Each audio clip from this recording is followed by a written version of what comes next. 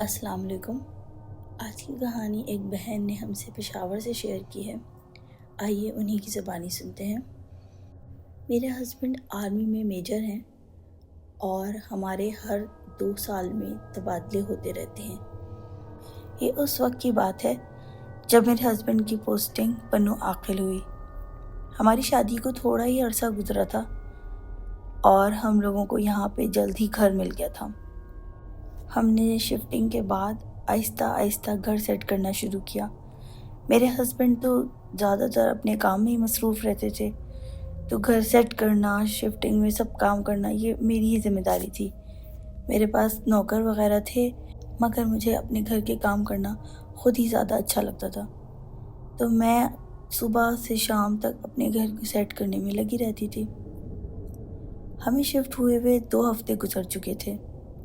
آہستہ آہستہ چیزیں نارمل ہو رہی تھیں کیونکہ کافی سیٹنگ ہو چکی تھی۔ میرے ہسبینڈ صبح جلدی چلے جاتے تھے اور ان کی واپسی تقریباً شام میں 6-7 بجے کے قریب ہوتی تھی۔ ہم لوگ رات کا کھانا وغیرہ کھا کے باہر واک کرنے نکل جاتے تھے، پھر گھر آ کے رات میں 9-10 بجے تک تقریباً سو جاتے تھے۔ شروع میں تو سب کچھ ٹھیک تھا، لیکن گھر میں ایک عجیب سی خاموشی سی تھی۔ ہمارے گھر میں 3 کمرے تھے، ایک ڈرائنگ روم تھا اور ایک ڈائننگ ایریا تھا۔ 3 کمروں میں 2 بیڈ رومز تھے اور تیسرے کو ہم نے گیسٹ روم بنایا ہوا تھا۔ کافی بڑا سا کچن تھا اور کچن کے سامنے سے ایک کھڑکی کھلتی تھی جس سے باہر پوری روڈ نظر آتی تھی۔ اس روڈ کے دونوں طرف بڑے بڑے پیڑ تھے۔ سورج کی روشنی مشکل ہی سے وہاں روڈ پہ پڑتی تھی۔ پوری روڈ سایہ دار درختوں سے گھری ہوئی تھی۔ صبح کے وقت تو وہ بہت خوبصورت منظر پیش کرتا تھا، لیکن رات میں جب میں برتن وغیرہ دھو رہی ہوتی تھی تو باہر بہت ہی ہولناک سا منظر ہوتا تھا۔ باہر کی طرف دیکھا بھی نہیں جاتا تھا۔ میں اکثر اپنے ہسبینڈ سے کہتی تھی کہ نا میں یہاں اس کچن کی کھڑکی کے لیے نا ایک پردہ خرید لوں گی، لیکن چونکہ اس کی وجہ سے خاصا حبس کا احساس ہوتا تھا، اس وجہ سے ہم نے وہاں پہ کچھ نہیں لگایا تھا۔ 2 میں سے ایک بیڈ روم تو ہمارا تھا اور دوسرے میں بھی فرنیچر سیٹ ہوا تھا، مگر وہ بھی تقریباً خالی ہی رہتا تھا کیونکہ ہم دونوں ہی میاں بیوی کے علاوہ ہمارے ساتھ اور کوئی تھا نہیں۔ تو مختصراً یہ کہ گھر میں بہت تھوڑا سا حصہ استعمال ہوتا تھا، باقی تقریباً سارا گھر خالی ہی تھا۔ پھر کچھ یوں ہوا کہ گھر میں کچھ عجیب و غریب سے واقعات ہونا شروع ہوئے۔ ایک دن میں سو رہی تھی، اچانک مجھے کسی چیز کی چٹکنے کی آواز آئی۔ میں نے جا کے دیکھا تو برابر والے بیڈ روم کی ڈریسنگ ٹیبل کا شیشہ کریک ہوا تھا۔ چونکہ وہ گرمیوں کے دن تھے تو میں نے سوچا کہیں بہت گرمی کی شدت سے ایسا نہ ہو کہ شیشہ چٹک گیا ہو۔ میں نے اس کو نظر انداز کر دیا۔ پھر ایسا بدستور ہونے لگا، کبھی کسی جگہ کوئی شیشہ کریک ہوا تھا، کبھی کوئی گلاس ٹوٹا ہوتا۔ اچانک اس طرح کے برتن ٹوٹنے کے یا شیشہ ٹوٹنے کے واقعات ہونے لگے۔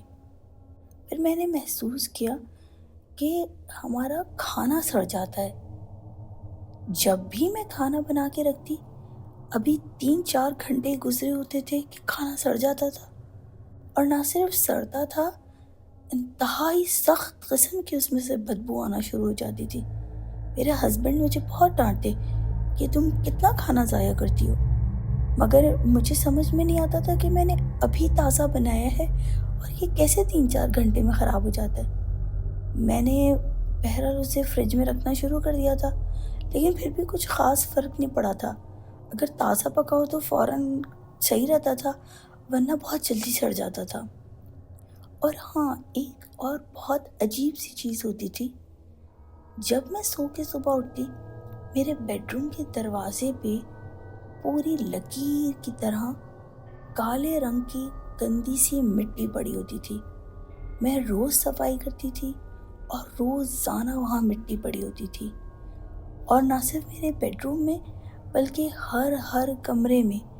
حالانکہ ماسی روزانہ صفائی کر کے جاتی تھی، لیکن ہر روز صبح اٹھنے پہ ہر کمرے کے دروازے کے باہر ایسے باریک سی لائن سی کالی مٹی پڑی ہوتی تھی۔ ہم ہر بار چیزوں کے متعلق ایسا ہی سمجھتے کہ شاید کوئی کیڑے مکوڑے ہوں گے یا پرانا گھر ہے، شاید اس وجہ سے اس طرح کے واقعات ہو جاتے ہیں۔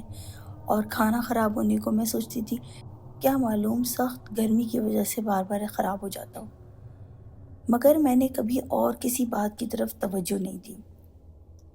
ایک دن رات میں کھانا وغیرہ کھا کے میں کچن میں کھڑی برتن واش کر رہی تھی کہ اچانک دھوتے دھوتے میری نظر باہر کھڑکی سے درختوں کے پاس پڑی۔ مجھے ہلکا سا محسوس ہوا کہ جیسے وہاں کوئی بچہ کھڑا ہے۔ مجھے حیرت بھی ہوئی کیونکہ رات کے کوئی 11 بج رہے تھے۔ مجھے سمجھ میں نہیں آیا اتنی رات کو کوئی بچہ وہاں کیا کر رہا ہے۔ میں نے ہاتھ وغیرہ دھوئے اور واپس پلٹ کے دیکھا تو وہاں کوئی نہیں تھا۔ مجھے لگا شاید میرا وہم ہوگا۔ تھوڑی دیر میں کام کرتے کرتے دوبارہ میری نظر پڑی تو اب وہاں پہ ایک بہت لمبے قد کا آدمی کھڑا تھا۔ اس کی لمبی سی داڑھی تھی مگر سر پہ کوئی بال نہیں تھے۔ وہ مجھے ہی دیکھ رہا تھا۔ میرے ہاتھ سے گلاس گرتے گرتے بچا۔ میں نے فوراً وہاں سے نظریں ہٹا لی، لیکن مجھے ایسا محسوس ہو رہا تھا کہ جیسے وہ آہستہ آہستہ قریب آتا جا رہا ہے، اور جیسے جیسے وہ قریب آ رہا ہے اس کا قد اونچا سے اونچا ہوتا جا رہا ہے۔ میں بہت ڈر گئی اور مجھے بالکل ایسا محسوس ہوا کہ وہ بھاگتا ہوا میری کھڑکی کے قریب آ گیا، اور میں چیخ مار کے اپنے بیڈ روم کی طرف بھاگی۔ اپنے ہسبینڈ کو میں نے آواز دی۔ میں نے کانپتی کانپتی آواز میں انہیں جیسے ہی بلایا اور ہم کچن میں آئے تو وہاں کوئی نہیں تھا۔ میرے ہسبینڈ مجھ سے کہنے لگے کہ تمہیں بہت وہم ہو گیا ہے، ہو سکتا ہے تمہارا زیادہ تر وقت گھر میں کاموں میں گزرتا ہے، اس کی وجہ سے ہی تم ایگزاسٹ ہو گئی ہو۔ ان کے سمجھانے کے بعد میں نے بھی سوچا شاید میں بھی ایسے ہی وہم کر رہی ہوں۔ پھر اگلے دن میں نے اپنے کام وغیرہ روٹین سے کیے اور میں تھوڑی سی دیر چہل قدمی کرنے کے لیے باہر نکل گئی۔ اس کے بعد میں گھر آئی تو میں کافی بہتر فیل کر رہی تھی۔ اب تک رات کا واقعہ میرے دماغ سے نکل بھی گیا تھا۔ پھر میں اس واقعے کو بھول گئی۔ اب کچھ دن سکون کے گزرے، لیکن چھوٹی موٹی چیزیں بدستور ہوتی تھی، جیسے ہمارے کمرے کے دروازے سے مٹی کا ملنا اور کبھی کبھار کوئی گلاس یا برتن کا چٹخ جانا۔ یہ سب واقعات اپنی جگہ تھے، اور اس کے علاوہ یہ بھی ہوتا تھا کہ کبھی اچانک کوئی ٹائل ٹوٹ جاتا تھا، ٹائلز پہ کریک پڑ جاتے تھے۔ میرے ہسبینڈ میرے تمام وہموں کو دور کرنے کے لیے مجھے کوئی نہ کوئی لاجیکل ایکسپلینیشن دے دیتے تھے، عموماً یہ سوچ کے کہ شاید گرمی بہت زیادہ ہوتی ہے، اس کی وجہ سے یہ چھوٹے موٹے واقعات ہوتے ہیں۔ ہم نے بھی اپنے دلوں کو سمجھا لیا تھا، لیکن اس کے بعد جو واقعات ہوئے انہوں نے ہماری راتوں کی نیندیں چھین لی تھی۔ اس دن میں کچن میں کام کر رہی تھی، رات دیر ہو گئی تھی برتن دھوتے دھوتے۔ پھر میری نظر پڑی کھڑکی کے باہر۔ مجھے ایسا محسوس ہوا آج کوئی عورت کھڑی ہے وہاں پہ۔ وہ عورت مجھے وہاں سے دیکھ رہی ہے، اور دیکھتے ہی دیکھتے مجھے ایسا لگا جیسے وہ عورت ہوا میں معلق ہو گئی ہو، اور وہ وہاں سے آہستہ آہستہ میری طرف بڑھ رہی ہو۔ میرے ہاتھ سے گلاس ٹوٹا اور مارے چیخ کے میں وہیں بے ہوش ہو گئی۔ میری آنکھ کھلی تو میرے ہسبینڈ نے مجھے جگایا اور مجھ سے کہتے ہیں کیا ہوا ہے تمہیں؟ میں نے انہیں بتایا اور میں روئے جا رہی تھی کیونکہ میں اس وقت بضد تھی کہ یہ میرا کوئی وہم نہیں ہے۔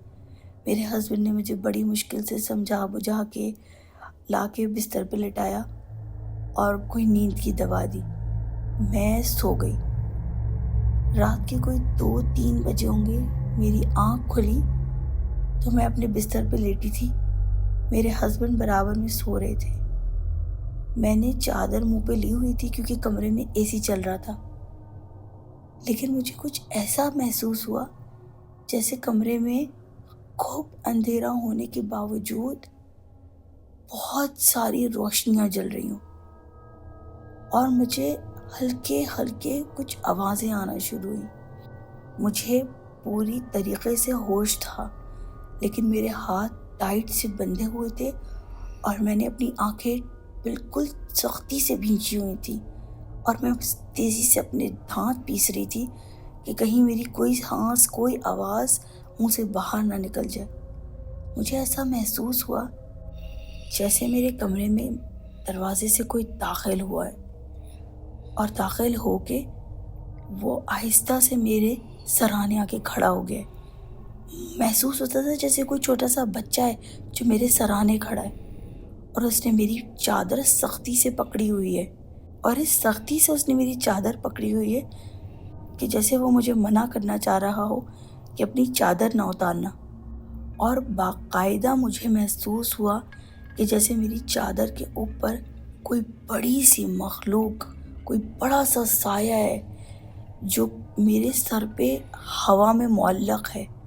میں اسے دیکھ نہیں سکتی تھی، لیکن مجھے باقاعدہ طور پہ کوئی چیز محسوس ہو رہی تھی جو میرے سینے پہ پوری طاقت سے زور دے رہی تھی، اور وہ جو بھی بچہ تھا یا جو بھی کوئی چیز تھی، اس نے میری چادر سختی سے پکڑی ہوئی تھی کہ بس مجھے ہلنے نہیں دے رہی تھی وہ چیز۔ میں دل ہی دل میں آیت الکرسی اور جو کلمات مجھے یاد تھے وہ میں پڑھے جا رہی تھی۔ میں خوف سے اندر ہی اندر کانپ رہی تھی، لیکن میرے اندر ہلنے کی ہمت نہیں تھی، اور آہستہ آہستہ مجھے باقاعدہ محسوس ہو رہا تھا کہ میرے سینے پہ موجود بوجھ بڑھتا جا رہا ہے۔ میں اپنے ہسبینڈ کی طرف دیکھنا چاہتی تھی، آواز دینا چاہتی تھی، لیکن میرے اندر بالکل طاقت نہیں تھی، اور میں مائنوں کے بالکل جیسے سکتے میں آئی ہوئی تھی۔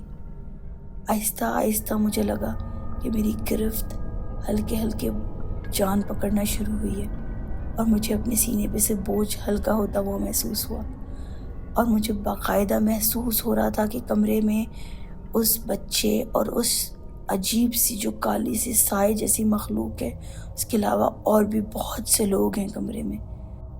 وہ آپس میں کچھ ایسے باتیں کر رہے تھے جس کو میں سمجھ نہیں سکتی تھی، لیکن میں واضح طور پہ محسوس کر سکتی تھی کہ جیسے وہ کسی عجیب سی زبان میں باتیں کر رہے ہیں، اور اس کے بعد ساری آوازیں بند ہو گئیں۔ میں ابھی بھی بدستور آیت الکرسی پڑھ رہی تھی دل ہی دل میں، اور ہلکے ہلکے میں نے اپنے آپ کو ہلایا اور محسوس کیا کہ جیسے کمرے میں بڑھتی ہوئی وحشت ختم ہونے لگی ہے، اور کمرے میں بالکل سکتہ طاری ہے۔ اب وہاں کسی کی کوئی موجودگی نہیں تھی، لیکن میرے جسم سے مائنوں کی روح نکل گئی تھی۔ میں اپنے ہسبینڈ کی طرف پلٹی اور میں نے انہیں جگانے کی کوشش کی، لیکن وہ بہت گہری نیند میں تھے۔ میں نے خوف کے مارے کانپتی آواز میں اپنے ہسبینڈ کو جگایا اور سب کچھ بتایا۔ میں ان کے ساتھ بضد تھی کہ آپ میرے ساتھ کمرے کے باہر چل کے دیکھیں، شاید کوئی ہے ہمارے گھر میں، اور نہ ہاں کرتے کرتے وہ میرے ساتھ آہستہ آہستہ اٹھے۔ کوئی رات کے 4 بجے کا وقت ہوگا۔ میں آہستہ آہستہ ان کے ساتھ کمرے سے باہر نکلی۔ میں بہت ڈر رہی تھی، لیکن کیونکہ میرے ہسبینڈ نے تو کچھ نہیں دیکھا تھا تو ان کو کوئی خوف نہیں تھا، لیکن میری مارے ڈر کے جان نکل رہی تھی۔ ہم کمرے سے باہر نکلے تو پورے گھر میں سکوت کا عالم تھا۔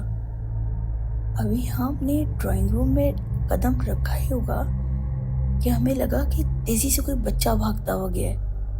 اس وقت تو میرے ہسبینڈ کی بھی رونگٹے کھڑے ہو گئے، کیونکہ اب پہلی بار انہوں نے کوئی چیز محسوس کی تھی۔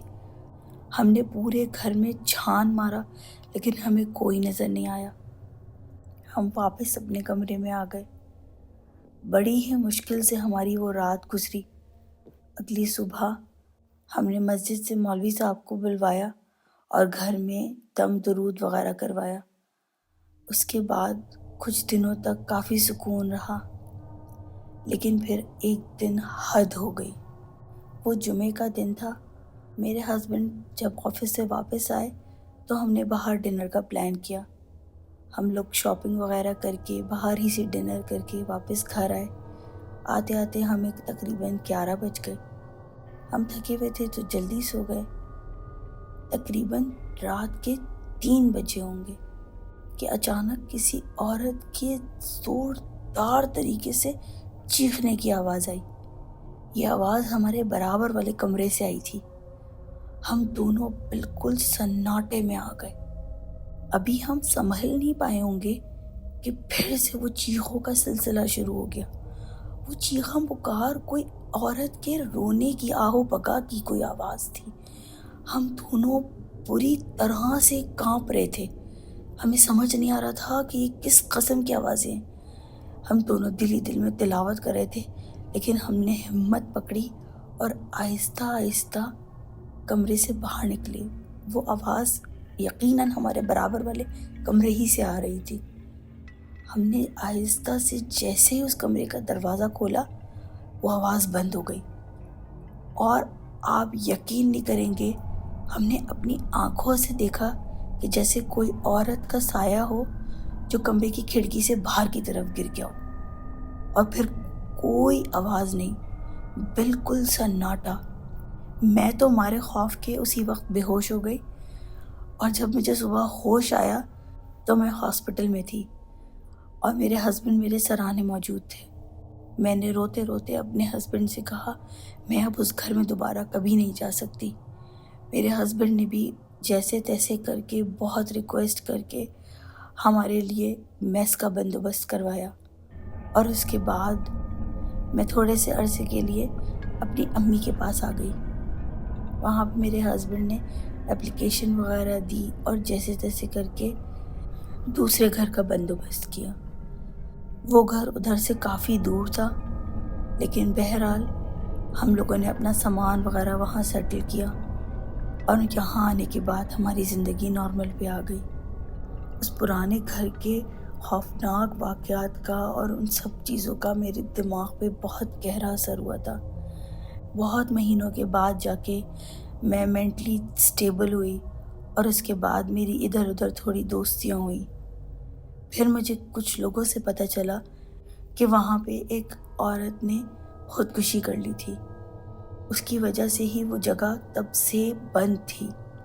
چونکہ ہم لوگوں نے جلدی شفٹنگ کرنی تھی، تو میرے ہسبینڈ نے اسی گھر کے لیے نام دے دیا تھا۔ ہمیں معلوم نہیں تھا کہ یہ گھر بہت عرصے سے خالی ہے۔ میں اللہ کا شکر ادا کرتی ہوں کہ اللہ تعالیٰ نے ہماری حفاظت کی، اور کسی ناگہانی کے بغیر ہماری اس گھر سے جان چھوٹ گئی۔ مگر ہمارے ساتھ وہاں پہ ہونے والے تمام واقعات اور روح کو لرزا دینے والے حادثات نے ہمارے ذہنوں اور ہمارے دل پہ بہت گہرا اثر چھوڑا ہے۔